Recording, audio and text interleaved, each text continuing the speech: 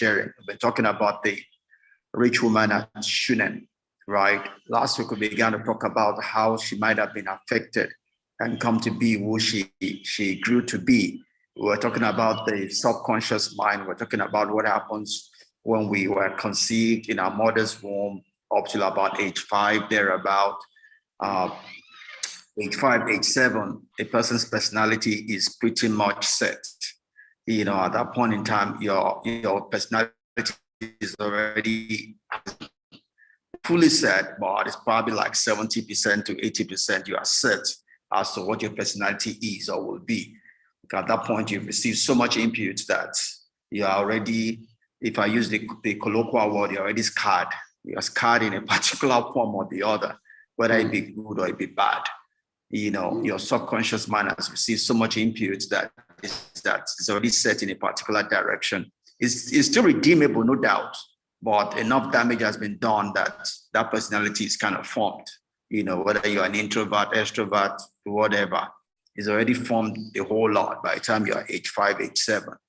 Now, between age 5, age 7 till about 10, going into the early things, that whatever formation begins to now solidify. It could either solidify or it could liquefy, right? So you can either become a strong personality or a weak personality, because once the frontal cortex is developed, it's a questioning, curious part of the brain. It's going to be asking a lot of questions. And depending on the answer or no answer that frontal cortex gets, it gives you a strong or a weak personality in a particular direction, right? Because the child is trying to ascertain something, what is going on, and is trying to develop his or her personality, right? So those questions. So like we say, it's not what happens in a person's life that determines a person's personality or direction in life. It is the meaning to what happens, right? It is not what happens that changes a person's life. It is the meaning the person gives or associates to that happening that determines what that person gets or does not get from that particular occasion, right? So that's why it's very important when children begin to ask questions and the kind of answers we give to them or not give to them. Okay, if we don't give them answers, they will still find answer. The question is, they might be getting the answer from the wrong place. They can either be answering the questions themselves based on what they already know.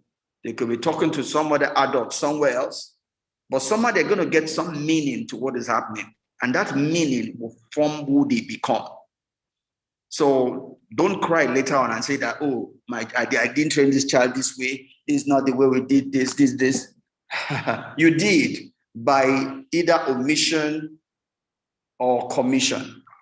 Whether you're an active parent or not passive parent, that child will be formed, right? And one of the biggest things we do in forming children is the way we live our own lives, right? Your children are watching you. It doesn't matter what you say. It doesn't matter where you take them to. They are trying to find meaning. So they are putting 1 + 2 together.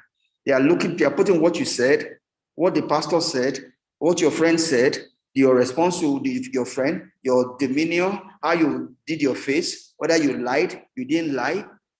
They are just curious. They are trying to put meaning to all of that. Who they become is a result of all of that together. So it's not just what you teach them. You have to make sure that all of those things are in congruence. They agree and they are pointing towards where you want them to go. Because if they are not pointing to where they want them to go, they might not go where you want them to go. We'll continue after